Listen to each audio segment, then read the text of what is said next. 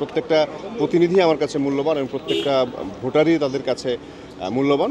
So এটাকে আমরা positively দেখলে অবশ্যই পজিটিভ, যে সুন্দরভাবে ঠিকঠাক মতো করার জন্য আসলে যতটুকু প্রয়োজন সেটাই করা হচ্ছে। তাদের কাছে প্রত্যাশা তো আসলে যেটা হচ্ছে যে সব শিল্পীদের যে চাহিদা, শিল্পীদের যে ভালো লাগা, শিল্পীদের খারাপ লাগা, সব কিছু শেয়ার করা এবং তাদের সাথে থাকা, এই তো।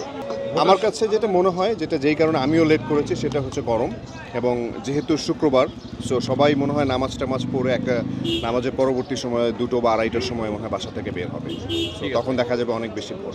না, অবশ্যই সেটা হচ্ছে যোগ্য প্রার্থী যারা আছেন, সবই তো আমাদের মানুষ। শিল্পী সমিতি নির্বাচন মানে যেহেতু এটা আমাদের সমিতি নির্বাচন, আমাদের সমিতির একজন ফার্স্ট হবে, একজন সেকেন্ড হবে, এবং প্রত্যেকটা বাবা মার যেমন অনেকগুলো সন্তান থাকে, প্রত্যেকটা সন্তানই যেমন মানে সমানভাবে তার কাছে ভালো লাগার মানুষ, ঠিক তেমনি প্রত্যেকটা ভোটারই আমার কাছে অনেক বেশি মূল্যবান এবং প্রত্যেকটা প্রতিনিধি আমার কাছে মূল্যবান এবং প্রত্যেকটা ভোটারই তাদের কাছে মূল্যবান। সো আমার কাছে মনে হয় আমার বেস্টটা আমি ট্রাই করি। না, আমার কাছে তো আমি তো এন্ট্রিতে দেখলাম ঢুকতে, আর এখন পর্যন্ত আছে যে আইন শৃঙ্খলা বাহিনীর যারা আছেন তারা তাদের অবশ্যই নির্বাচনটাকে সুষ্ঠু করার জন্য, যাতে কোনো বিশৃঙ্খলার সৃষ্টি না হয় সেই কারণে।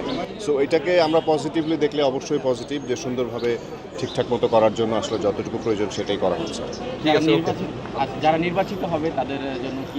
তাদের কাছে প্রত্যাশা তো আসলে যেটা হচ্ছে যে সব শিল্পীদের যে চাহিদা, শিল্পীদের যে ভালো লাগা, শিল্পীদের খারাপ লাগা, সব কিছু শেয়ার করা এবং তাদের সাথে থাকা, এই তো।